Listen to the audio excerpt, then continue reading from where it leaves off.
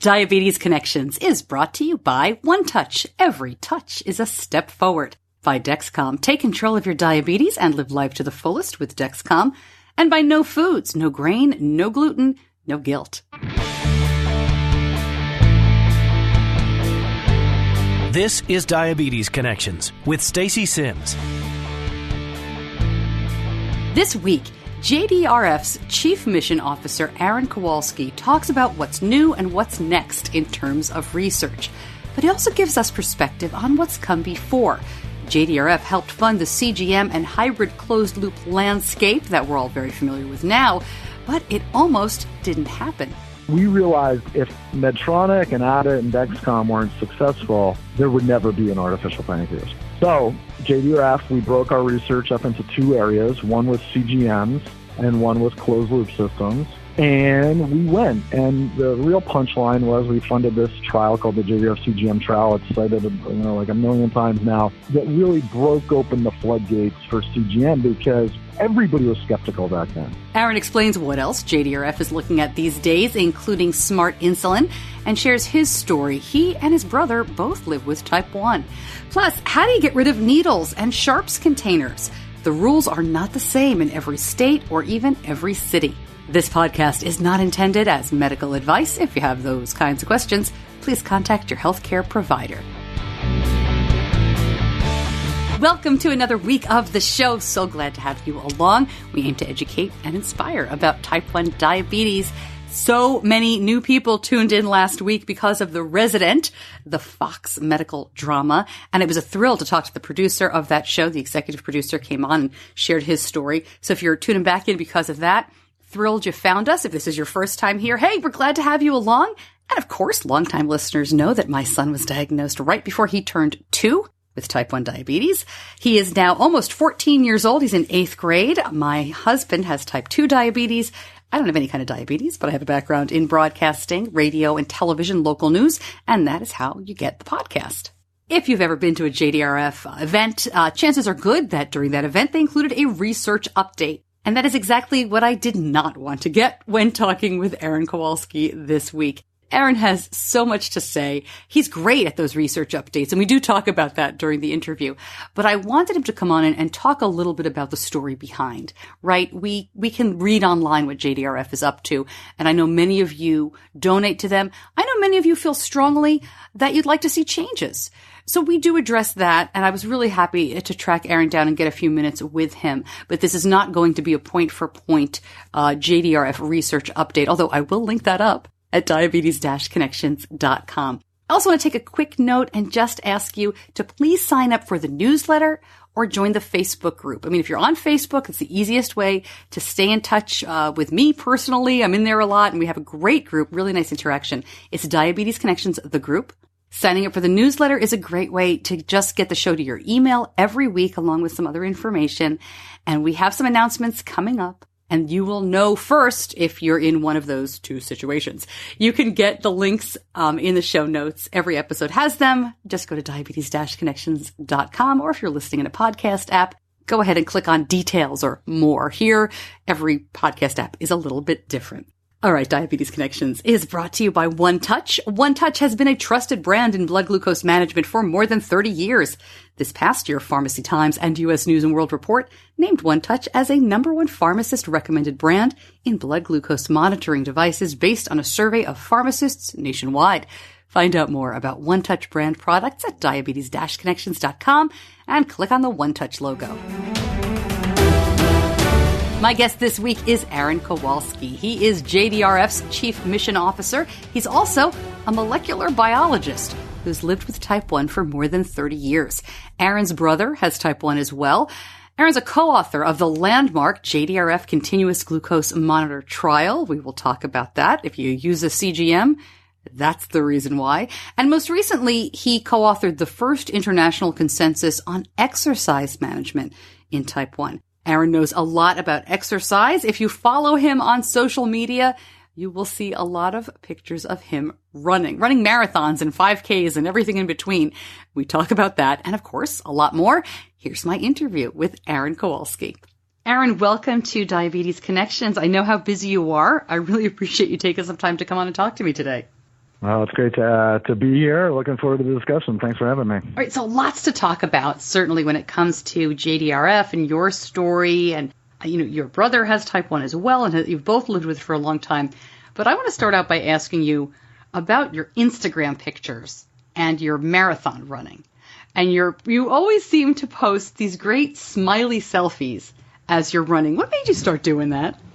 Yeah, what made me that? It's funny. My family razzes me for this, but I grew up, as you know, my brother and I have type 1, 2 of 6 kids in our family. And one of the things that my parents always said to us was, you're going to do anything you want and more, and anything that your friends can do and more. It's just going to be hard work, and we're not going to let diabetes hold you back. And as a scientist at JDRF, I feel really proud that we have done so much. My brother and me, he runs his own company in New Jersey, and lives right around the corner. And I'm here at JDRF. And the running piece is when I go out and talk to families, particularly families who are relatively new to diabetes, and a big fear is that diabetes will hold them back, and that they won't be able to do, or their children, what everybody else can do. And I guess about 9 years ago, my brother and I, one of the siblings who doesn't have diabetes, ran the New York City Marathon. And in fact, we had 4 Kowalskis run the marathon that year. And that kind of catalyzed this passion of, 1, just getting out and running. 2, I travel a lot. And when I travel, a good way to beat jet lag, to see a new city, to help with my diabetes management is running. And then you have these beautiful places. So I would take these pictures when I was there, and it's become this, it actually is a big motivator for me, because I do have a lot of people who say, hey, I want to see where you're running next. And sometimes I'll be laying in bed and think, I got to get out there. So it's just motivational for me. It's kind of a way to say, hey, listen, if I can do it, anybody can do it. And while I have diabetes, I haven't let it hold me back. Well, let's talk about that, if we could. Take me back, and you said there's 6 kids in your family, and your brother was diagnosed first. Do you remember that, or was he older than you? I do. I remember it well as I guess I could for a 7-year-old, but I do have memories. So I'm the oldest of the 6 kids, and he's the second oldest, and he was 3. My dad was a postdoctoral scientist at Virginia Tech. So we were living in Blacksburg, Virginia, and doing our thing as young kids. And my early recollection was him having to go to the hospital, and my mom saying he's not acting right, he's not walking properly, he's stumbling and tripping a lot. And boom, he's diagnosed with type 1 diabetes. And like many people, I'm sure, who listen, it was a bolt out of the blue. There was no family history of diabetes. Didn't know anybody with diabetes. And back then, we had to drive to Charlottesville from Blacksburg, and it was a long drive, and to get treatment, it was a real shocker. You were diagnosed, like 10 years later? So you were a teenager? About 7 years later. Yeah, I was 13. And it's interesting when I speak as a JDRF scientist, we often talk about the need for screening for antibodies and TrialNet. And a lot of parents will say, well, I have a child with type 1. I don't know. I think I'll know the symptoms. And it's interesting that I self-diagnosed myself. I had all the symptoms. I was peeing a lot, insatiable thirst, lost not a ton of weight, but a little bit. But it was the peeing, getting up overnight. It was making me crazy. And I said to my mom, I think I have diabetes. And she said, oh, no, you're just going through puberty. You're growing. You're playing basketball. And, it's interesting. I'm writing a little story, a book chapter about this. And so I dug out pictures. And at the time, the blood sugar testing was chem strips. So it was color-based. And we did a test. So we had strips there, obviously. And it was black. Oh. And we're like, oh, boy. mom called the doctor, and believe it or not, I didn't even go to the hospital. They said, well, you know what to do. Put him on this amount of insulin and get him stabilized, and, we'll schedule an appointment for this week. And it was, in hindsight, a real shock and disappointment for my parents, obviously. My brother was, and we can get into the challenges he gave them. He has a really bad hypo-awareness, having another kid. But for me, it was actually a little bit of a relief because it was like, oh my gosh, finally I'm going to get this under control. Now, of course, nobody wants diabetes, but at least the suffering that I was going through. You don't want to be 13 years old to go to the bathroom all the time either. Yeah, absolutely. Yeah, exactly. And I'll digress just to tell you that this is the last little bit about that. It's an amazing, how this impacts you personally. My children go to the same school that I went to when I was a kid. And my son, we were just talking about kids. I have 3, 2 are now in college and one who's last year he was in 6th grade. And my wife asked me to go to back to school night at the beginning of the year. And his homeroom was the classroom where I was a student when I was diagnosed. I didn't think much of it when I walked in the room. I was sitting there listening to the teachers. But then I walked out, and right outside the door was the water fountain that I used to raise my hand and ask to go get a drink. And I have to be honest that it elicited what I felt like must be what it feels like to have PTSD. It just froze me in my tracks, and I looked at it, and it was like being transported 30 plus years, 34 years ago when this all happened, like vivid right back. So it's it never leaves you, as I know you appreciate. I do, but at the same time, I don't have type 1, and I think that acknowledging that even all those years later, it can still stay with you is really important because you're also strong in a way. Like, we can do it, right? That's how we started out. We can do anything. Yep. But at the same time, it's a burden. There's a lot going on, and I think it's really important to acknowledge that. So thanks for bringing that up because it's not easy. You mentioned your brother's hypo-unawareness. There's a lot of people who say that about their kids. I mean, I run a really big parent group here in the Charlotte area, and I've met a lot of people over the years. And most of the time, it's that they are just young children and they can't articulate it. But I've read, and you've mentioned before, that your brother really has had this hypo-unawareness for a long time. Do you mind talking a little bit about that and kind of explaining how it's different from a 4-year-old who doesn't know how to verbalize it? Right back to Aaron in just a moment, explaining what true hypoglycemic unawareness is all about.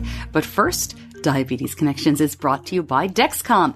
When we look at the Dexcom throughout the day, as we have for almost 5 years now, it is incredibly helpful to head off highs and lows and to help us help Benny manage his diabetes. But we also love Clarity, the diabetes management software system from Dexcom.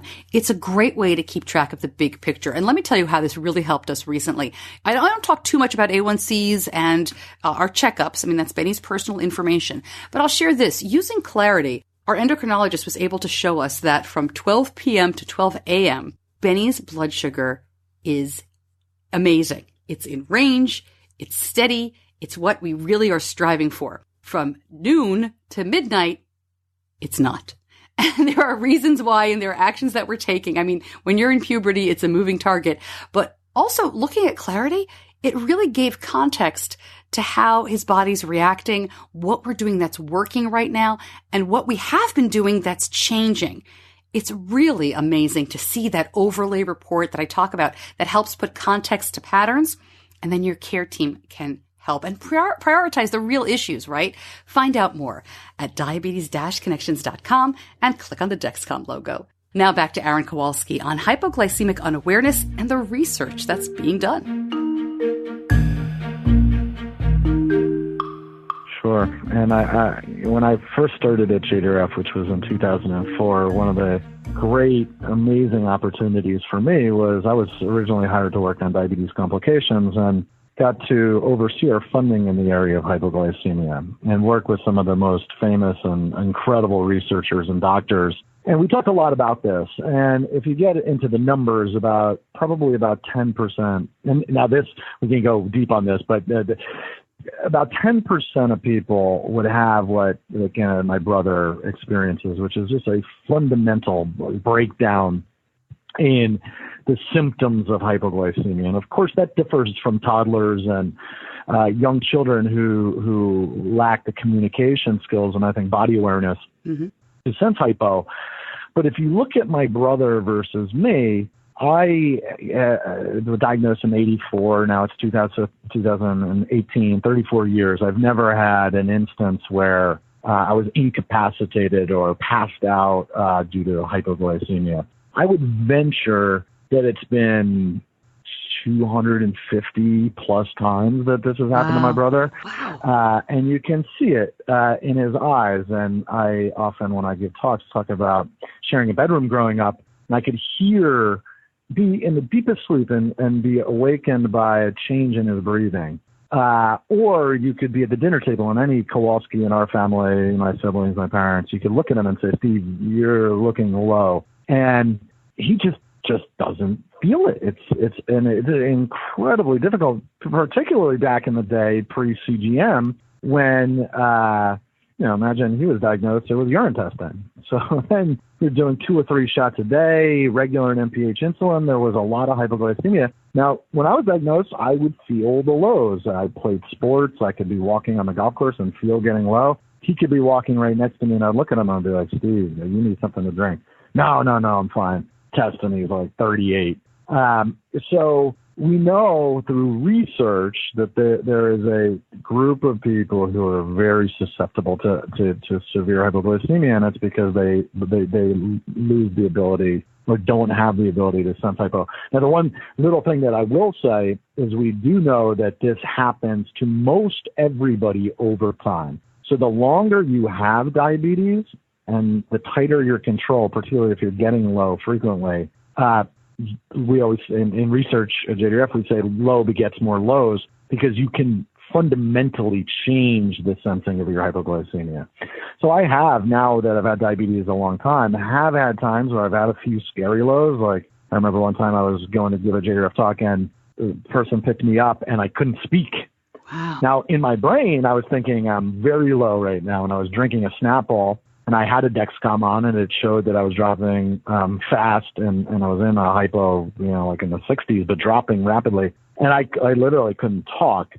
But I was able to have the wherewithal to realize that and treat it. And I think what happens over time is people do lose this ability, but there are people like my brother who seem to come out of the gate with it, unfortunately, and it makes life very difficult. It's amazing to think about that. Yeah, just it's a challenge enough, and then to have that on top of it. So let's talk about technology, because you have been really front and center talking about JDRF's mission, and to not only cure type 1 but to treat it well while we've got it. Could you talk a little bit about? Let's start with CGM. I don't think people realize the role that JDRF had played in getting it to market. And I want to talk about what's coming, but I hope you don't mind, Aaron, if we start by what's been. Yeah, it's a great story. It's one of my most proud things that I've done here at JDRF. So I'll try to do the quick version, but essentially when I was hired in 2004, I mentioned that I was hired to work on diabetes complications and hypoglycemia. My background is I'm a molecular biologist, so it fit well with my background. One of the strengths of JDRF is we fund research, the largest funder of research in the world aside from NIH. That said, we work very, very closely with NIH, and I was assigned to work with a group that we partner it with called DirectNet. This was a group at the time of 5 leading pediatric diabetes clinics who were testing new diabetes technologies. And I go down to Philadelphia. It was associated with the diabetes technology meeting at the time. And I vividly remember they introducing myself, meeting all these new people. And I said, so what are you guys gearing up to do? They said, we're going to do a new test. We're gearing up to do a trial of a new continuous glucose monitor. Now, picture I had just come out of basic biology. I was working on protein biochemistry, new to JDRF, not aware of kind of the breaking stuff in the field. And I said, continuous glucose monitor, which in our family was like a holy grail.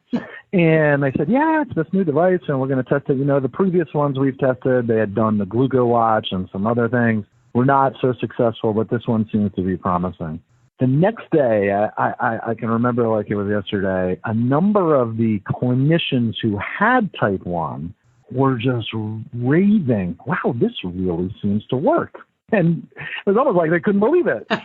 So they said, oh, you should have come and tried it yourself. And I was kicking myself, and I was saying, I can't believe I didn't get to do this. And I remember going home and saying, Mom, you're not going to believe this. There's a continuous glucose monitor. It's coming, and it works. So I came back to JDRF, and I said, oh, my gosh, this is amazing. There's a tool that may be able to really help us with hypoglycemia. And at the time, JDRF wasn't funding in devices. And there's a long story to that in terms of the board's belief that we should that companies should be doing this, and it's a market that the companies should be taking advantage of, and we were more focused on the cure, so we didn't do that. On the board at the time was a young person in his early 30s who was also interested in technology. His name is Jeffrey Brewer, and I think everybody who listens probably knows Jeffrey now. But CEO of Bigfoot Biomedical and a tremendous JDRF champion, was our former CEO. But at the time he was on the board, and he and I connected. And the short version of this is we launched, after much debate back and forth inside JDRF, the JDRF Artificial Pancreas Project. And the idea was technology was maturing. This continuous glucose monitor did work, and that was the missing piece of a closed-loop system. There were a huge series of gaps to get there, but we wanted to get there. And to do that, you had to have CGM be successful. Now, the CGMs at that time were just starting to come up for approval. In fact, Medtronic was just getting theirs approved. And we realized if Medtronic and Abbott and Dexcom weren't successful, there would never be an artificial pancreas. Right. So JDRF, we broke our research up into two areas. One was CGMs, and one was closed-loop systems. And we went. And the real punchline was we funded this trial called the JDRF CGM trial. It's cited like a million times now. That really broke open the floodgates for CGM because everybody was skeptical back then. You're going to overdose insulin. They're not accurate. They can't replace the accuracy of finger stick meters. And then we showed in this big trial that was published in the New England Journal of Medicine that they did work. And they did help drive better outcomes. And the beauty was they drove better A1C with less lows, which nothing to that point could do. So if you go back to then, that was 2008, no insurance companies were covering CGM at that time. So I paid out of pocket, my brother paid out of pocket, everybody paid out of pocket. You could occasionally get through a letter coverage. 1 year after that, 80% of private plans were covering CGM with formal policies, which was a game changer. I mean, it helped Dexcom get wind in their sails, catalyzed what became the Medtronic artificial pancreas work. Now, the Abbott story is more complicated. That device, the Navigator, they pulled from the market for a variety of reasons, but now they're obviously back with the Libre. And everywhere I go, most people use CGM now, and I am very proud of the role that I and JDRF played in that. It's an amazing story for people with diabetes doing better. That's great. It really is. And there's a lot that I know you have been involved with and have accomplished with JDRF for the last decade and more. I don't want to go point by point because we'll be here for hours. And I know you do a lot of research updates, and we'll link up to a lot of that. But the one thing that I've had my eye on since day one with my son, which was 2006, is smart insulin. And as we're talking today, there was a big development in that, and I'm sure you're aware, that Novo Nordisk has scooped up a biotech in the UK that is developing, I guess they call it glucose-responsive insulin treatment. Yep. And if you're not familiar as you listen, smart insulin would be an injection maybe once a day, maybe once a week, I've heard. But, and Aaron, you could explain it better, but where the insulin would kind of hang out in your body and then activate when needed, almost like a time release capsule, but it would be an injection. And, you wouldn't have to think about the dosing. Can you tell me a little bit about where you think smart insulin stands and what this Novo, acquirement could mean? Yeah, this was an amazing story, and it certainly gets people very excited. I have to go back and look at my notes, but back in, I think, about 2009 or 10, JDRF was presented with an opportunity in glucose-responsive insulin. So you can imagine that insulin has evolved quite a bit since the early days. When my brother and I were diagnosed, we used cow and pig insulin. Then recombinant DNA technology came along where you could clone genes and make proteins that were the same as the human protein. And the big companies did that, and that improved the consistency of insulin. Back in the day, insulin, fortunately, even though you're injecting cow and pig insulin back then, for the most part, people could tolerate that, and you didn't have an allergic reaction, but some people did. So there were lots of challenges. Then, with recombinant DNA technology, the companies decided, well, we could even make the insulins better, and you have faster-acting insulins. The big, real huge advance was Lantus, replacing NPH and having a more reliable long-acting insulin. The holy grail being, what if you could only, what if the insulin only reacted when your body needed it? And again, back in 2009 or 10, we were presented with an opportunity. It was a small company called Smart Cells, an inventor who had come out of MIT named Todd Zion. And they said, we have this amazing insulin. We've created it to be glucose responsive. That's why you'll hear some people call it SMART, because I think Smart Cells really branded their insulin a SMART insulin. But the technical term that we use is glucose responsive, meaning it reacts only when there's a certain amount of glucose around in your bloodstream. So they said, we have this glucose responsive insulin. It doesn't release when the blood sugar is low. It releases when it's high. We have diabetic animals, and it can normalize their blood sugars. This is amazing. So JDRF jumped in. We funded work here, and that company, Smart Cells, was acquired by Merck. And a lot of people in the diabetes community have followed that and been very frustrated that Merck doesn't talk about it a lot. And then this was exacerbated by about a year ago, Merck saying that they had given up on the first candidate, smart insulin or glucose responsive insulin, although they've said that they continue to work on the concept at Merck. So that's a long-winded intro to say the idea of giving a once-a-day injection and not having to do anything else, of course, for anybody with diabetes, it's not a cure, but gosh, that would be absolutely incredible. So one of the things that's a hallmark of how we think of science here in the JDRF research department is we like to have multiple shots on goal. And we think competition drives innovation. So we began funding other options as well. And what we also saw was the big insulin manufacturers start to really double down on glucose-responsive insulin. And I think this is a really important point for your listeners, because one of the most common questions I get is, will there really be a cure ever because companies make too much money off of treatments? And lots of people cite the insulin manufacturers as making tons of money. Of course, there are finger strips for a long time. And my answer is absolutely, because if they don't do it, somebody else will. And this example of Merck acquiring Smart Cells is a perfect example of this, because what that did was drove huge amounts of investment by Novo, Lilly, and Sanofi into glucose-responsive insulin. So you see Novo has taken on the small biotech. That's awesome. We have 4 or 5 projects with Sanofi going on right now with what we call candidate, new ways to do glucose-responsive insulin. We're talking to Lilly all the time.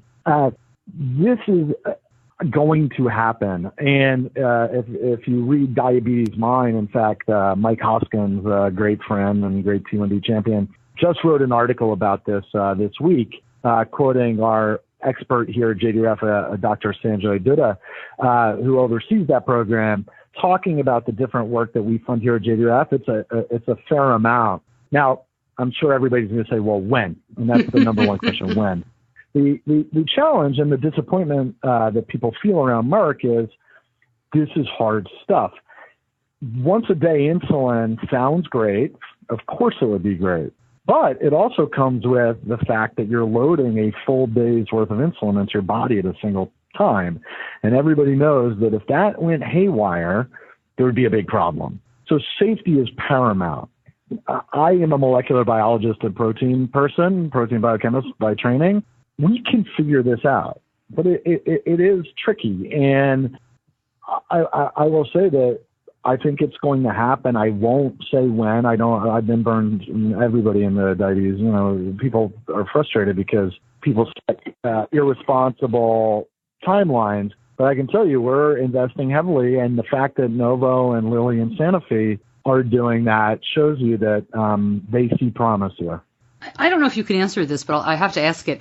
Is Merck out of that business, though? My understanding was that they weren't able to replicate it, and so they've shelved it. Is it not going at Merck? I know it's going in other places. My understanding is that Merck has said publicly, and I need to be careful because often we have confidentiality agreements so our scientists can share openly, that Merck will say that they are still working on glucose-responsive insulin. Yep. You mentioned that cynicism that some people have where they say no one wants to cure it because there's too much money in diabetes.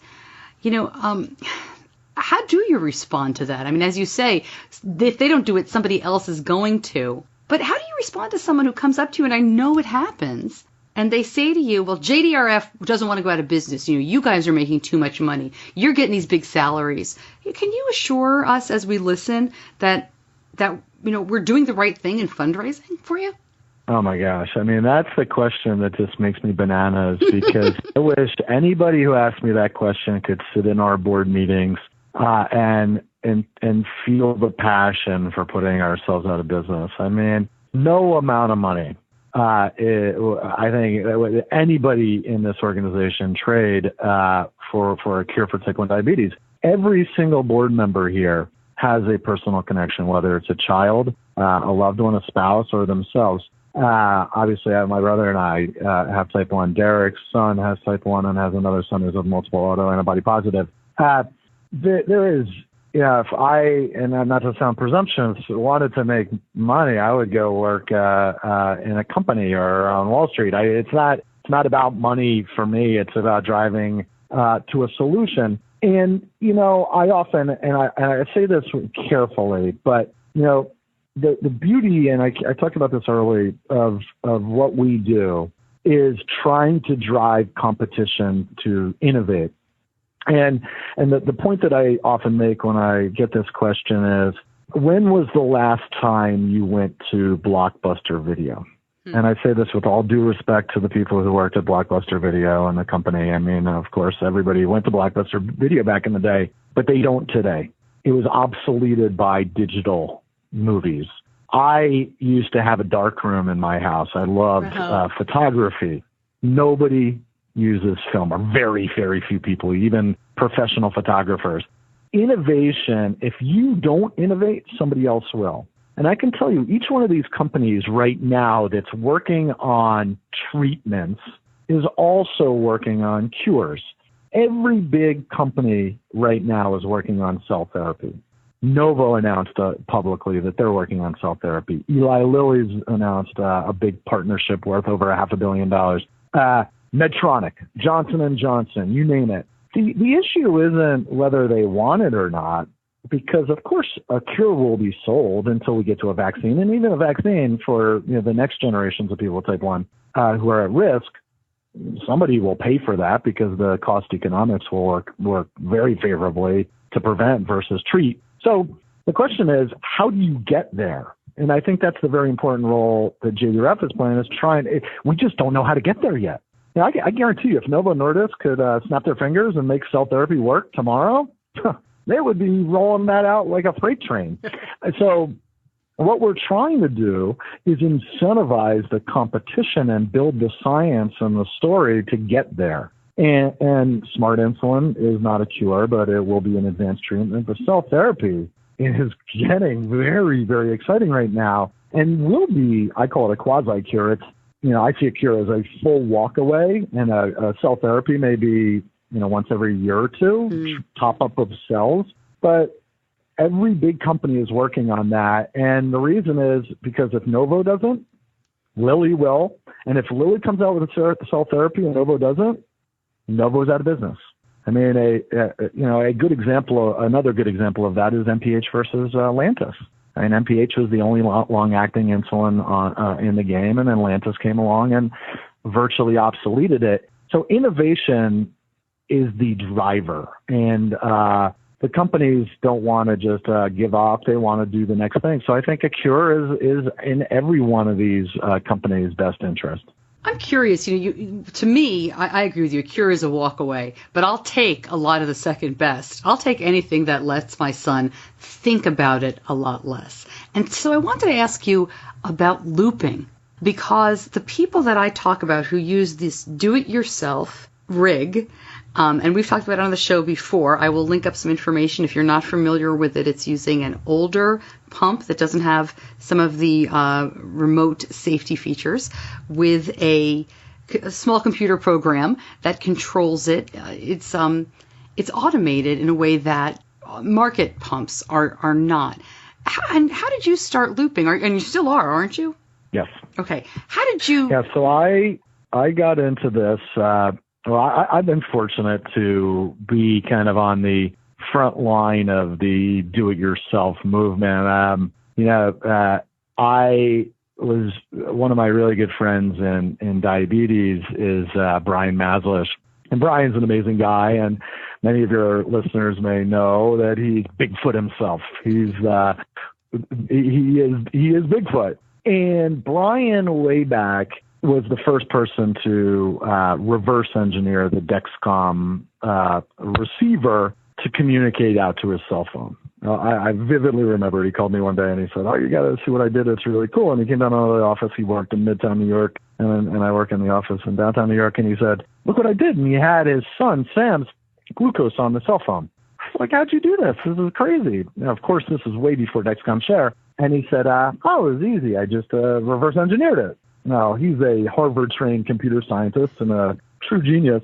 Yeah, we've had Brian on the show. He makes everything sound very easy. It's funny to talk to him. It makes it sound easy, but everybody knows that he did the pump through another friend, Lane Despero, and then many people know John Costa created Night Scout, and this whole movement started. So I've been fortunate to hang around with these guys for many years and kind of absorb, hopefully, a few of their smarts. But then when with my travel schedule and my working schedule and everything, one of the downside of this is I'm sleeping in hotels a lot.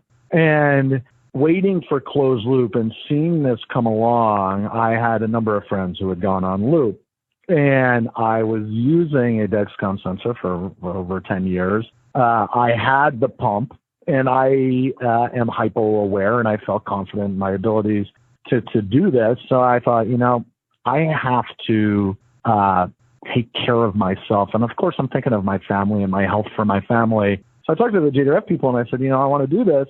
I know it's not FDA sanctioned, but of course I'm allowed to do it myself. And we thought a lot about what it would say for me to be doing it, being an outwardly facing person at JDRF. And I said, you know what?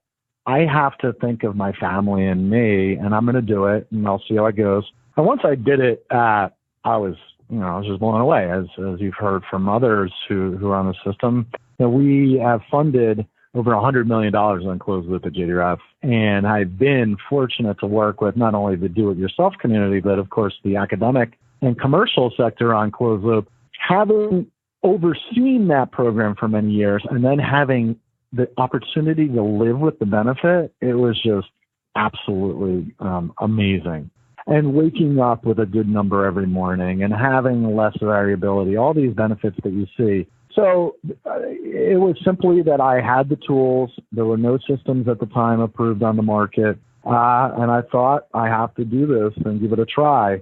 So I've been doing it for about 18 months. I'm sure you know that we launched a very large initiative to focus on bringing do-it-yourself above the table, so to speak. I think it's a tremendous opportunity to harness the power of the innovation in the diabetes community. But what we and I want is to not have people buying pumps on the black market. And that's the one chink in the do-it-yourself armor is we're using these old Medtronic pumps and people are selling them and you don't know where they've been. I was fortunate that I had one of my own, but amazing innovation, and this is something that JDRF is now really working on, is to make that innovation, make sure it's as safe as possible. I'm really glad to hear that. And I was going to ask you about what JDRF thought of you looping, when it is funding artificial pancreas programs as you started. So I'm glad you brought that up because you have to put yourself first in some ways. I mean, when it comes to your health. So I'm glad to hear they were supportive of that. It's the one big reason why we don't loop and we don't do the open APS, Dana Lewis's system. I've had her on as well. It's because I don't have the time and energy to track down an old pump. And I'm also very concerned about using an out-of-warranty piece of equipment that I don't know the origins of. And we've had people in groups, as you listen, please be careful. I have personal knowledge of someone who was looking for a pump and saying she had all altruistic reasons to get them, and then she collected 5 and sold them for profit. So please be careful out there. It's really disheartening when that happens, and that's somebody in the Type 1 community. One more point on this around what JDRF is doing. There is about to be a revolution that I think is going to make this world immensely more open for people. And FDA, JDRF has worked with FDA. Gosh, I've been working with FDA for over 12 years now, 14 years. FDA has opened up a pathway that may, in the relatively to very near future, allow for plug and play of closed loop systems. And I've been working with the Helmsley Trust and our team here at JDRF with Helmsley and FDA and the companies. And this would really bring this potential for huge innovation where you're not buying black market pumps, where multiple pumps are suitable to do closed loop and in a way that's faster. So, of course, we're thrilled with the Medtronic 670G. And I have a number of people here on the team, Nicole Johnson, one of our great T1D champions here at JDRF, and 2 other amazing people on my team wearing the 670. It's fantastic, but we want multiple solutions because one size, as you all know who are listening, and it doesn't fit all for people with diabetes. So you're going to see some very exciting stuff coming down the pike in the next couple months. I am excited. I'm waiting, as we're speaking, I'm waiting for my email from Tandem so I can get the predictive low glucose from them. That would be a huge change. I've heard the system is awesome, and the pipeline at Tandem is amazing. I have a young guy upstairs here at JDRF who works in our Markham department. That's type 1, and he's in the clinical trial with the Tandem fully closed loop, fully hybrid closed loop, right. High and low. And he said, same thing, same experience. He's like, it's life-changing. So the future, devices are not a cure, but gosh, when you wake up every morning between 1:10 and 1:30, it's a pretty better experience. Yeah, that'll be a nice thing. I hope that works. And as you said, it's not a cure, but I'm of the mind, and I as I've mentioned, I was on my JDRF board for many years. I'm of the mind that we can push for all of it. I don't see, I'm not a person that only wants cure because it will take a long time. I'm a little cynical about a cure. I probably shouldn't be, but just to be honest, I've mentioned it before, but I am not at all cynical about making life easier for people with type 1. There's so much great stuff out there. Can we talk just for a moment, though, about JDRF as a community and a support? Because to me, that's what it was all about. When I first found out my son had type 1, we were already in touch with people from JDRF. I had been the celebrity host of the JDRF golf tournament because my radio station sponsored it. So I knew people, and I was able to call them up and say, what do I do? And I was also able to remember that their kids were at the golf tournament and they were happy and healthy. And seeing those kids and remembering that changed my outlook from the beginning. Do you think JDRF still plays that role for newly diagnosed people where they can go to events and see that they're okay? Oh, absolutely. I travel all over the country, and I'm fortunate, my primary job is obviously science and advocacy, but I do get just incredible opportunity to meet with families and talk to families, and that's a hugely important role that we play. Just to get a little behind the curtains for how we think about this at JDRF and with our board, there's always a tension here that we want to deploy as many dollars to the mission as possible. So the idea of engagement in the community, and if we're expending dollars to do that, that's always a hard discussion because, again, the board wants a cure as fast as possible and better treatments and prevention. So we have had a significant amount of internal discussion about this. How do we make sure that we are a resource, the best resource possible for the community? So that we've been doing this in a couple of ways. One is we have a new small team here at JDRF called the Mission Team. So I have a tremendous woman named Cindy Jovic who works on this team. Nicole Johnson, everybody knows Nicole, former Miss America with T1D. Another young lady named Mary Beth Stent, and another young lady named Katie Tumsuden. 3 of the 4 have type 1 diabetes. They work with our chapters and are looking at, the Bags of Hope, the Young Leadership Council, the different ways that we engage with people. We have summits now, 50 summits all over the country for people to get together, meet others, learn about research, learn about advocacy, learn about living with type 1. Nicole has brought a big program focused on psychosocial aspects of diabetes. You talk about being a parent to a teenager with type 1. It's often the hardest time that families face. And unfortunately, some kids get off the track, and how do we provide support? So I think JDRF has never left. We now are looking at different ways to make sure that we're engaging and providing the support while we drive to a cure. We want people to be healthy and happy. And, this organization is made up of people with type 1 diabetes. So I'm really proud and pleased to be part of a team that we're thinking about this every day. Do you and your brother ever talk about it? I mean, it's just been part of your lives for so long. Have you ever looked at each other and said, can you believe this? We're doing great. Yeah, it's funny. My brother and I, my siblings and I, we're incredibly fortunate and blessed to be a very close family. 5 of the 6 siblings still live in New Jersey. My other brother lives up in upstate New York, and my parents live literally a block from me. And, in my role, I often try not to bring tons of JDRF stuff home because I'm traveling it so much. That said, there's always something like, I'll give you one funny thing that came up recently in our family. I don't know if it was a birthday party or what, but we were talking about growing up in our household and diabetes came up, and it was a famous story of my brother. My parents said, we need to find somebody else with type 1 that Steve can know, and I had heard about diabetes camp. And there's a great camp here in New Jersey called Camp Najeda. So they sent Steve to Camp Najeda, and my other brother and I, who didn't have type 1 at the time, I didn't, went to my grandparents in Pittsburgh. So I sent my brother a note saying, hey, Steve, this is, missing you. We're having a great time here. I went to a Pirates game, and we went to the zoo, blah, blah, blah. Well, my brother Steve is famously antisocial. And my mom and dad describe him as being born a grumpy old man. Now, we love each other, and he and I are great together. But he's not like a camp guy, and I know lots of people love their camp, but he didn't have, the most stellar camp experience. So he, describes this, getting this letter from his brother saying, he's going to the baseball games and all this stuff, and just being like, oh, great, and I have diabetes. Of course, then I get type 1. And 30 plus years later, my sister is going through old family photos for my parents' wedding anniversary, finds the letter.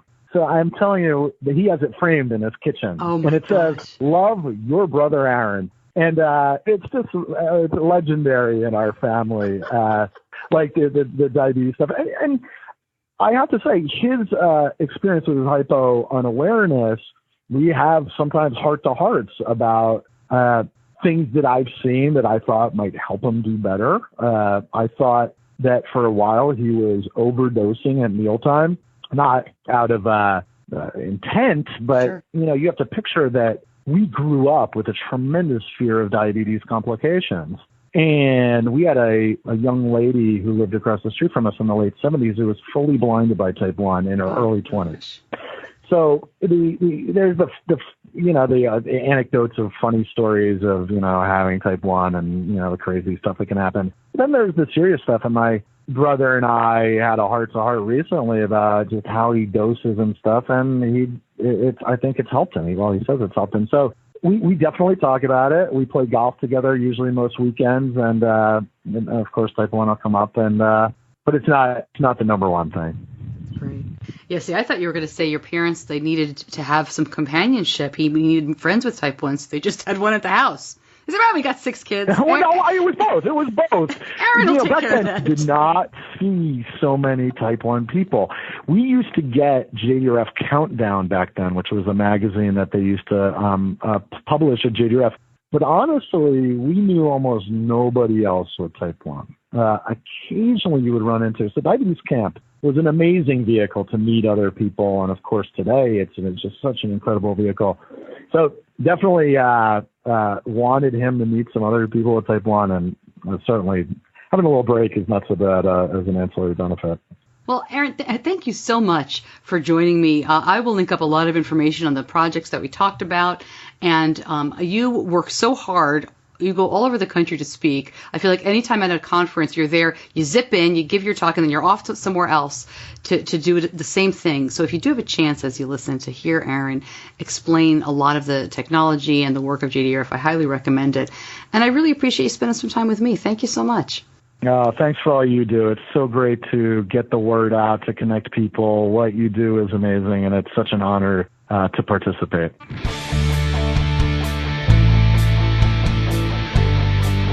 You're listening to Diabetes Connections with Stacey Sims. More information about Aaron and about all of the research topics that he talked about, I will link everything up at diabetes-connections.com. And if you don't follow him on Instagram, you might want to start. You can see lots of fun pictures of him running. He always takes a happy selfie. I don't know about you, when I'm exercising, I don't run anymore, but when I'm walking or working out, my selfies would not be happy. If you follow me on Instagram, you probably know that my gym pictures are mostly of equipment and not of me. On Instagram, I'm just Stacey Sims, by the way. I don't have a separate account for the podcast. I throw everything on there. It's a lot of fun. And if you want to follow me there, it is simply Stacey Sims. In our Know Better segment this week, what about sharps disposal? What about needles? What do you do with all that? You may think you know, but it's different in every state and possibly in every city. Some useful information in just a moment, but Know Better is brought to you by Know Better Foods. And Know Better cookies are now available in variety packs. And we talked about this a couple of weeks ago, how the cookies, like everything else, are grain and gluten-free. They're keto-friendly. They are delicious, and the cookies are improved, not just because the size is different, but it's really a good cookie. As they say, good is never good enough. That's what they say at No Foods. Their mission is to help you eat better, feel better, and be better.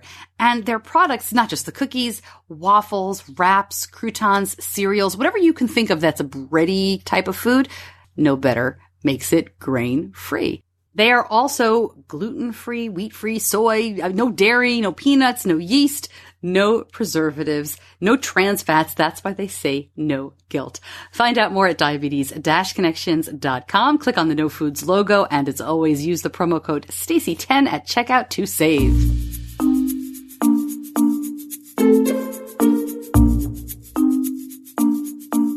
Think back for a second to when you were newly diagnosed or to when your child was newly diagnosed. One of the things that stands out to me was getting that sharps container and just thinking, wow, I got to find a place for this. I have sharp things in my house now. We have needles and I got to put them in there. And where do I take it? And how do I do this? And I don't know about you. Nobody tells you anything. They just give you the sharps container and say, here you go. And I see this question all the time on Facebook. You know, how do I get rid of this? What am I supposed to do with it? Do I tape it up? Do I put it in the garbage?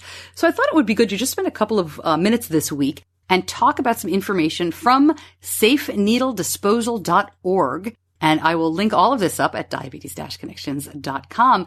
But they say that about 9 million sharps users will administer 3 billion injections outside of healthcare facilities. So this website will help you learn how to safely dispose of used sharps wherever they are. This site is a project of Needy Meds, an organization I had not heard of, with support from a whole bunch of nice pharma people. So that's my wording, not theirs. So you go to this website and you put in your zip code. Let's put in mine. and search, and it'll tell you how to dispose of what you need. Oh my goodness, we found no disposal locations in your area. Well, let's try this again. Okay, I expanded the distance and I found one. Wow, that's about 50 miles from my home. Now, I'm not too surprised. I probably should have prefaced this by saying in North Carolina, you can throw your sharps container in the garbage. I know, I was shocked too. But in North Carolina, and I'm reading from the Division of Waste Management here, this is from the state, the medical waste rules do not prohibit anyone from disposing of used syringes by putting them in the regular trash bin or dumpster, provided that the sharps are kept in a thick, hard-walled plastic container with a cap or lid. However, you should contact your local solid waste authority to make sure there are no local ordinances against this practice. Now, commercial medical waste is a different story, but that's not what we're talking about here. So let me put in a different zip code outside of North Carolina. Let's put one in New York. Oh, there we go. Yes, and now I assume New York has different rules because I put in the zip code where I grew up, and holy cow, it looks like there's a disposal center on every corner. These are hospitals, rehab centers, nursing homes. And so I'm going to link this up, as I said. I would recommend you check it out for the information on where you can dispose in your area. And if nothing comes up like mine, go ahead and Google your local medical waste facility or your state. Just Google, how do I get rid of sharps container in such and such area? And it will tell you, because it does vary, as I said, from state to state and city to city. I like this website too, because it really gives you a basic look at what is a sharps? What's considered a needle? What's a FDA cleared sharps container? It's got really basic information that I think a lot of times medical professionals gloss over with us when we're newly diagnosed. I never held a needle in my life. And I think that they forget that we don't know everything. Now, one thing that's not addressed on this website, and frankly, I haven't really seen addressed officially anywhere, so drop me a line if you have, is what about infusion sets, right? Because most of the stuff we use for insulin pumps and for CGM insertion doesn't have an exposed needle when you're done with it, or it comes in a case that holds it in. I'm thinking of the AutoSoft inserters we're currently using for Tandem, very similar to the Animas pump insets that we used to use. When we're done with those, you've got that big needle sticking up. I smash it on the counter. Ben used to love to do that when he was little. Bend the needle flat and then put the plastic top over it so it's all self-contained in the plastic, and then throw it in the garbage. It doesn't fit in a sharps container, and it doesn't make any sense to double up. So that's how we've always got rid of that. The Dexcom G6 inserter, you throw that in the trash when you're done because the needle is safely inside. I hate all the waste, but in terms of the sharps, if you have any more information on inserters, or if there's something I'm missing there, something different, a different product, because obviously we are limited to what we use, I'd love to know. You can always drop me a line, Stacey at diabetes-connections.com. But at least now, when it comes to needles and sharps containers, you know better. I mentioned last week that Benny was on a school field trip, a couple of days to Washington, D.C. The way I'm taping this episode, he's not back yet. So I have nothing to report. Maybe I'll pop on and do a Facebook Live. We'll see. I'll put something on social media just to keep you posted. It's always fun to see how trips go. And by fun, I mean I worry all the time, and it's not fun. But it's fun for him, and I'm sure he's doing great. But I don't have anything to report yet, so I will let you know. Definitely on social media. I'm sure he'll be thrilled. But hopefully he's having a good time and taking care of business. Next week, I'm so excited. We are talking to one of the very first people to use the Eversense CGM. What's that? That's the one that they put under your skin. A little bit of surgery, pop it under your skin, and you're good to go. Wow, this was an eye-opening interview on what the future of CGM may look like. And we found out all the details, what it feels like, what it's like day to day, how accurate it is. It was a fun conversation, too. This is a news anchor. So I was going to say a career near and dear to my heart, but let's just say a career that was near and dear to my heart, and now I am very glad to not be doing. We talk about that as well. Man, what a crazy time to be in TV news. So that will come out next week. Thank you so much to my editor, John Buchanan from Audio Editing Solutions. Always appreciate his help. And thank you so much for listening. I really love doing this show. I hope that comes through. I am so glad you listen. Please tell a friend if you like what you hear. If you know somebody touched by diabetes, share the show. Let's continue to tell our stories and get the word out. That is why I am here. I'm Stacey Sims, and I'll see you back here next week.